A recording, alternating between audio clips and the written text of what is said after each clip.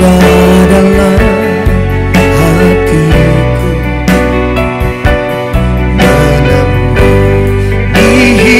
hidupku, memujimu, menyembahmu selamanya. Itulah yang ku rindu.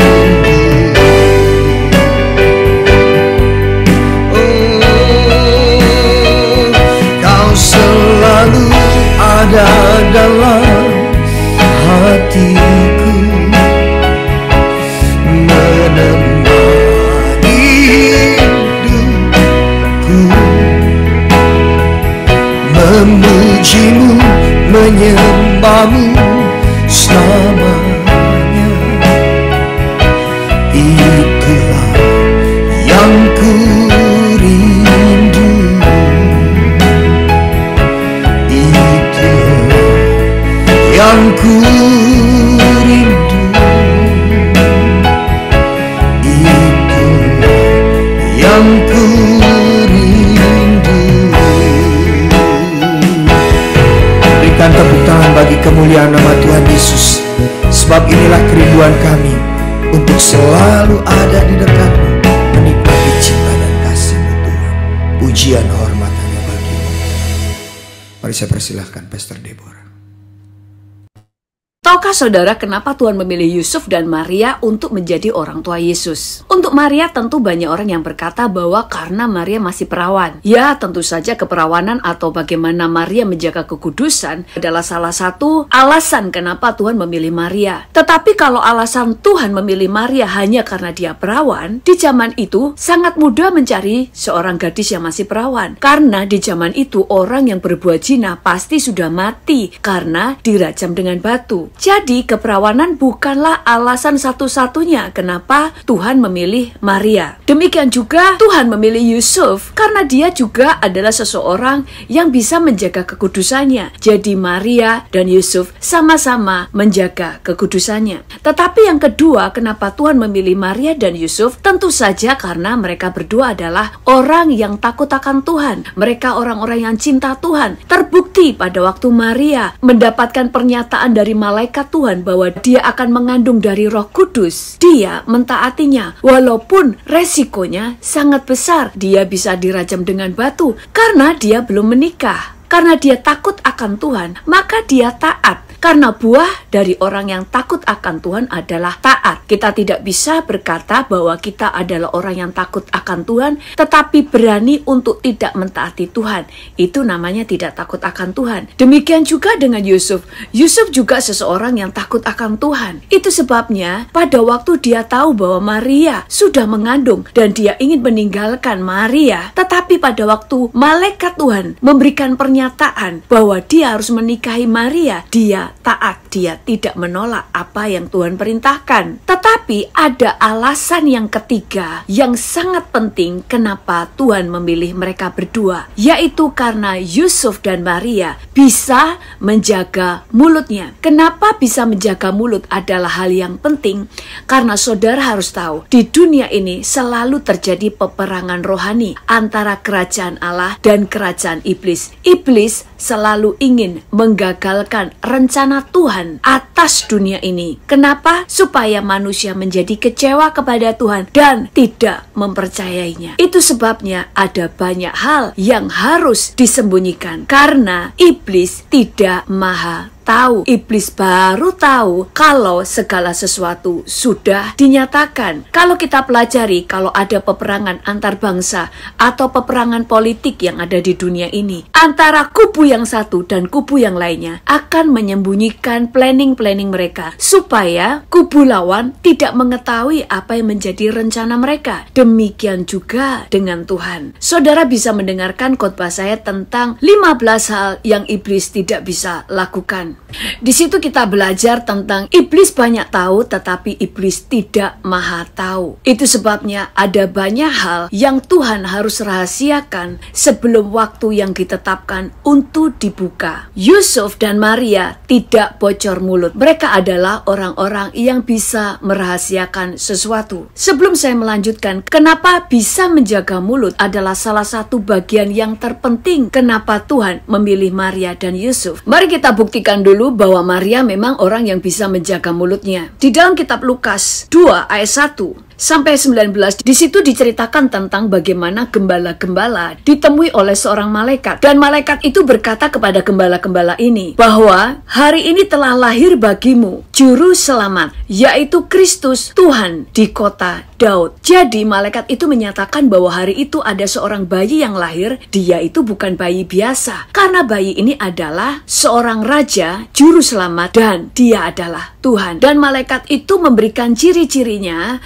bahwa bayi tersebut dibungkus dengan kain lampin dan dibaringkan di atas palungan. Sehingga gembala-gembala itu tidak salah untuk menemukan di mana bayi tersebut. Bahkan gembala-gembala itu melihat bagaimana sejumlah besar bala tentara surga bersama dengan malaikat itu memuji Tuhan. Sehingga pada waktu gembala-gembala ini berada di depan bayi Yesus, mereka menceritakan dengan antusias apa yang mereka dapatkan dan apa yang mereka lihat. Sehingga semua orang yang ada di situ begitu takjub karena gembala-gembala ini dengan antusias tentu menceritakan bahwa malaikat-malaikat itu berkata bahwa bayi ini bukan bayi biasa. Dia adalah raja, dia juru selamat, dan dia adalah Tuhan. Bukankah hal ini adalah luar biasa? Tetapi bagaimana reaksi Maria pada waktu mendengar hal itu? Dikatakan di ayat yang ke-19. Demikian firman Tuhan. Tetapi Maria menyimpan segala perkara itu di dalam hatinya dan merenungkannya. Dia bukan tipe orang yang banyak bicara. Mungkin kalau saya jadi Maria, saya akan berkata, iya memang, dia memang Tuhan, dia memang luar biasa. Bahkan sebelum saya mengandung, malaikat sudah menemui saya dan saya akan bercerita banyak hal. Tetapi Maria tidak demikian. Dia menyimpan segala sesuatu di dalam hatinya. Bahkan pada waktu Yesus berumur 12 tahun dan dia berada di bait Allah, di situ dia duduk dikelilingi oleh para alim ulama. Dan Yesus bisa menjawab banyak hal tentang firman Tuhan di hadapan para alim ulama itu dengan sangat cerdas. Sehingga semua orang di situ sangat takjub dan heran terhadap Tuhan Yesus. Kita baca di dalam Lukas 2 ayat 47, demikian firman Tuhan. Dan semua orang yang mendengar dia, yaitu Yesus, sangat heran akan kecerdasannya dan segala jawab yang diberikannya. Dan kemudian bagaimana respon dan reaksi Maria pada waktu melihat semua orang mengagumi Yesus anaknya. Kita baca di ayat yang ke-51. Demikian firman Tuhan. Lalu ia pulang bersama-sama mereka ke Nazaret, dan ia, yaitu Yesus, tetap hidup di dalam asuhan mereka. Dan ibunya, yaitu Maria, menyimpan semua perkara itu di dalam hatinya. Maria adalah tipe orang yang suka menyimpan segala sesuatu di dalam hatinya. Dia bukan tipe orang yang mengobral semua yang ada di hatinya, mengobral semua yang harusnya menjadi rahasia, atau mengobral segala sesuatu yang seharusnya menjadi privasinya. Demikian juga kita melihat pada waktu Maria mengandung, dia tidak menceritakan kepada siapapun bahwa dia mengandung dari Roh Kudus. Bahkan dia juga tidak bercerita kepada Yusuf bahwa dia mengandung dari Roh Kudus untuk membela dirinya, supaya orang tidak menyalahkan dia. Tetapi dia memilih untuk menyimpan segala sesuatu di dalam hatinya. Sehingga malaikat sendirilah yang menyatakan kepada Yusuf bahwa bayi yang dikandung Maria adalah pekerjaan Roh Kudus. Itu sebabnya akhirnya Yusuf mau untuk menikahi Maria. Maria bahkan tidak menceritakan kehamilannya kepada orang tuanya atau saudara-saudaranya. Dia memilih untuk menutup mulutnya. Satu-satunya orang yang ditemui oleh Maria pada waktu dia mengandung adalah Elisabet. Kenapa Elisabet? Karena Elisabet adalah orang yang takut akan Tuhan. Apa yang firman Tuhan katakan tentang Elisabet? Kita baca di dalam Lukas 1 ayat 6. Demikian firman Tuhan. Keduanya, yaitu Elisabet dan suaminya yaitu Zakaria, di sini dikatakan adalah benar di hadapan Allah dan hidup menurut segala perintah dan ketetapan Tuhan dengan tidak bercacat. Dikatakan bahwa Elisabet adalah orang benar, takut akan Tuhan, bahkan tidak bercacat. Pada waktu Maria datang kepada Elisabet pun, dia tidak menceritakan tentang kehamilannya. Tetapi karena Elisabet dikuasai Roh Kudus, maka Elisabet tahu siapa yang sedang dikandung oleh Maria. Sehingga di dalam Lukas 1 ayat 41 sampai 43 berkata, "Dan ketika Elisabet mendengar salam Maria, melonjaklah anak yang di dalam rahimnya, dan Elisabet pun penuh dengan Roh Kudus, lalu berseru dengan suara nyaring, 'Diberkatilah engkau di antara semua perempuan, dan diberkatilah buah rahimmu. Siapakah aku ini sampai ibu Tuhanku datang mengunjungi aku?'" Jadi Maria mendatangi orang yang tepat. Dia mendatangi orang yang ada di dalam kuasa Roh Kudus. Dia mendatangi orang yang dewasa rohani. Demikian juga dengan Yusuf. Mari kita pelajari apakah Yusuf juga seseorang yang bisa menjaga mulutnya. Kita baca di dalam Matius 1 ayat 19 berkata, "Karena Yusuf suaminya seorang yang tulus hati dan tidak mau mencemarkan nama istrinya di muka umum, ia bermaksud menceraikannya dengan diam-diam." Saudara harus tahu, budaya bangsa Yahudi di zaman itu adalah orang yang sudah bertunangan sudah disebut suami istri, tetapi mereka belum boleh tinggal bersama karena masih bertunangan. Dikatakan bahwa Yusuf pada waktu mengetahui bahwa Maria sudah mengandung, dia berencana untuk menceraikan Maria diam-diam supaya tidak mencemarkan nama Maria. Sebagai seorang pria, pada waktu melihat bahwa tunangannya sudah mengandung, tentu dia merasa bahwa tunangannya sudah mengkhianati dia. Tetapi walaupun demikian, dia tidak mau mencemarkan nama Maria demi keselamatan Maria, sehingga dia berencana menceraikannya diam-diam. Dia tidak ribut dan menceritakan kepada semua orang bahwa Maria sudah mengandung. Dia bisa saja berkata, "Maria tunanganku ternyata mengandung, padahal aku tidak pernah hidup bersama dengan dia. Dia tidak sebaik yang kita kira, karena ternyata dia telah berselingkuh, dia telah mengkhianati aku, dia telah hamil di luar nikah." Saudara bisa bayangkan, kalau Yusuf bukan orang yang bisa menjaga mulutnya, hari itu pasti semua orang akan menyeret Maria keluar untuk dirajam dengan batu, dan janin yang di dalam Maria juga ikut terajam dengan batu. Itu sebabnya kenapa Tuhan memilih dua orang ini, karena bisa menjaga mulutnya, karena ada banyak hal yang belum boleh dibuka. Itu sebabnya pada waktu Yesus dilahirkan, iblis melalui Herodes menyatakan untuk membunuh semua bayi dari umur 2 tahun ke bawah. Kenapa?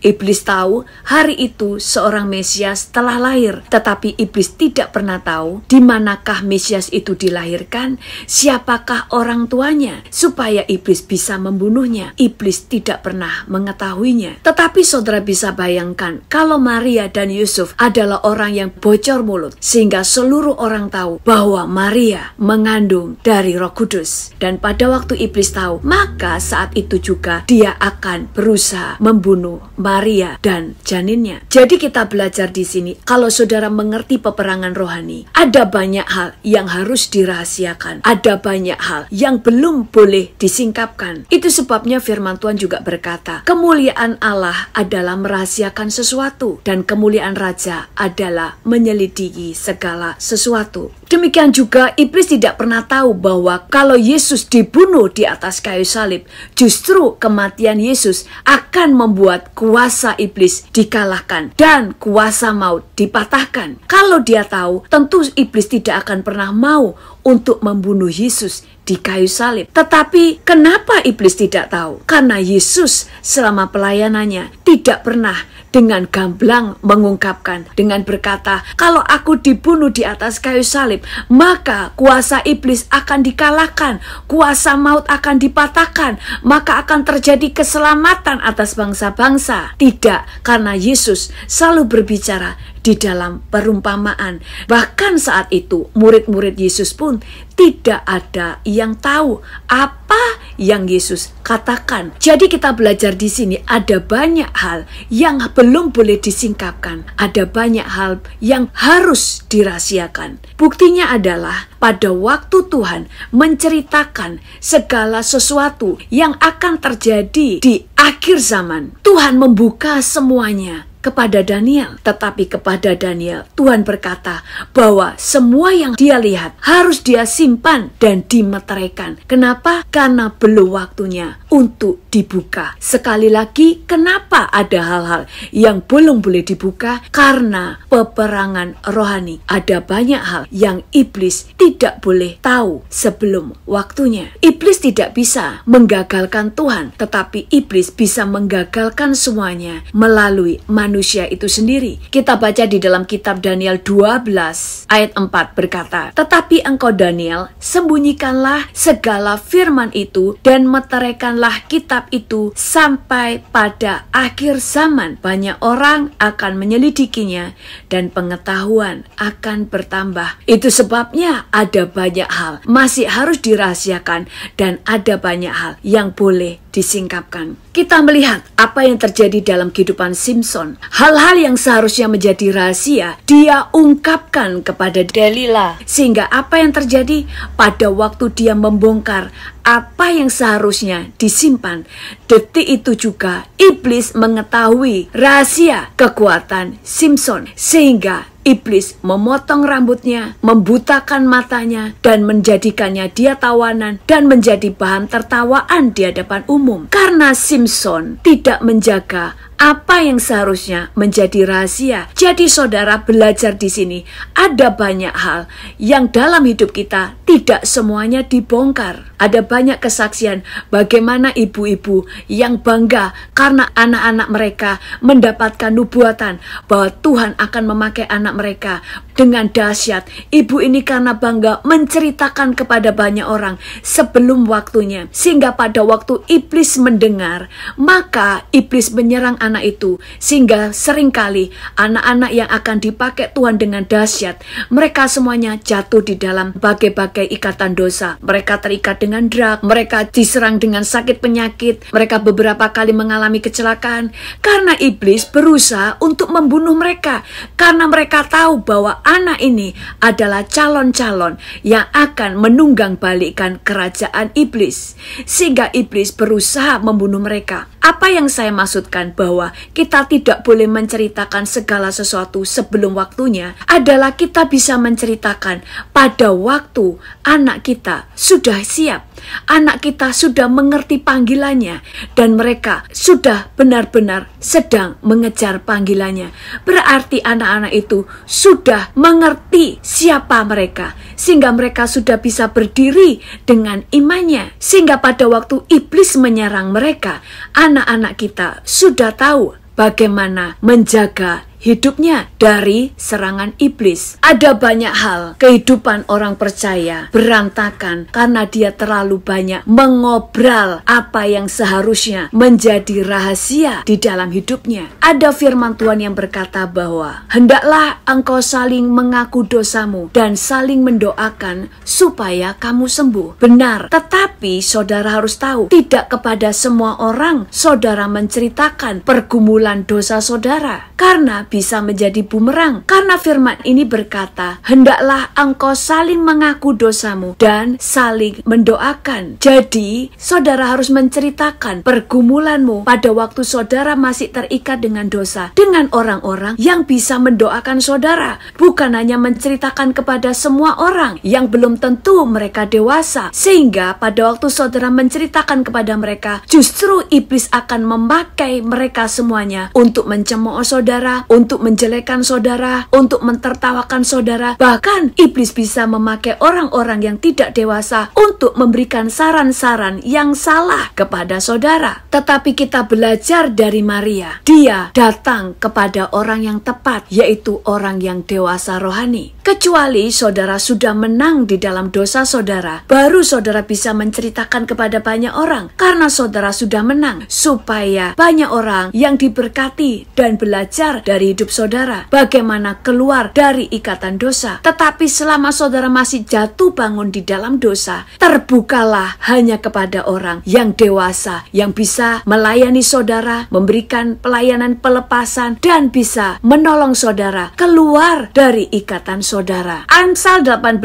ayat 2 berkata, orang bebal tidak suka kepada pengertian, hanya suka membeberkan isi hatinya. Saudara harus tahu mana yang harus disimpan, mana yang boleh diceritakan. Dan yang kedua, saudara harus tahu kepada siapa saudara bisa menceritakan apa yang menjadi pergumulan saudara, dan kepada siapa yang saudara tidak boleh menceritakan hal-hal yang rahasia dan penting. Kalau Tuhan saja ada hal-hal yang harus dia rahasiakan, ada hal-hal yang harus disimpan sampai pada waktunya harus dibuka, dan Tuhan hanya mempercayakan hal-hal yang rahasia kepada orang-orang yang bisa menyimpan rahasia. Apalagi saudara dan saya. Saudara harus belajar tahu mana yang boleh dibuka, mana yang harus disimpan. Yang kedua, kita harus tahu kepada siapa kita harus cerita hal-hal yang rahasia dan penting, dan kepada siapa yang kita tidak boleh cerita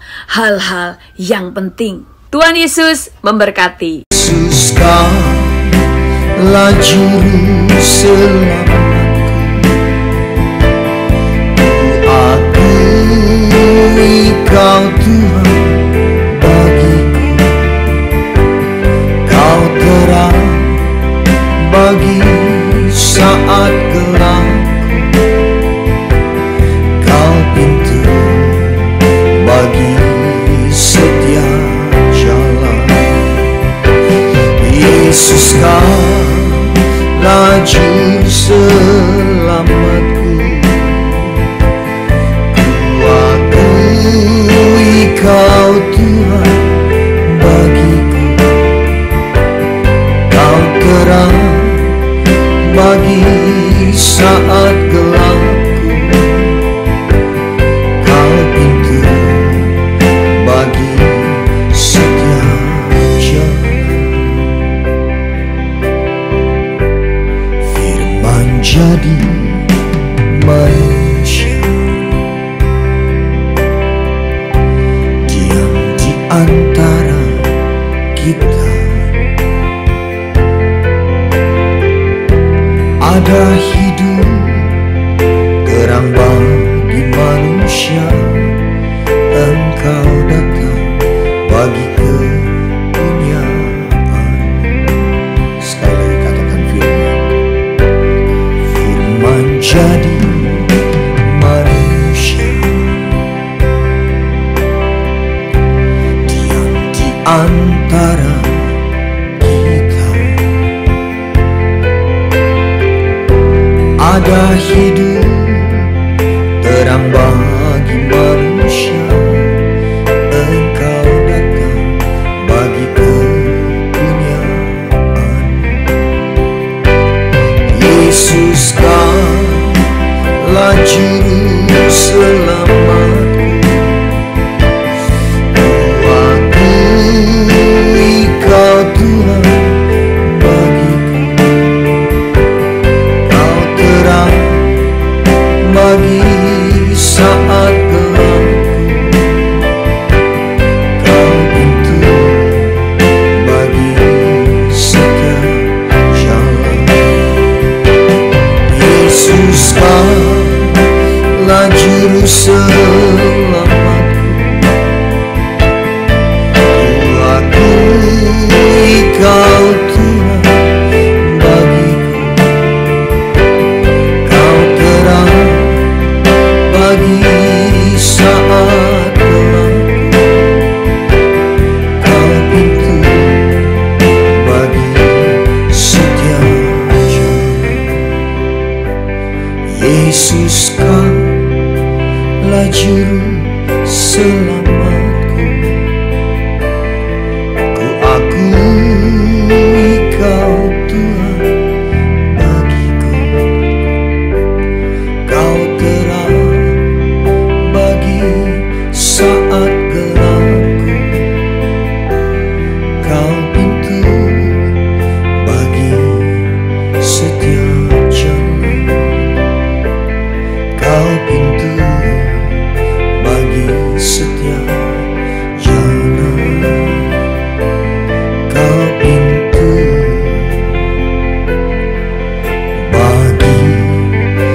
setia.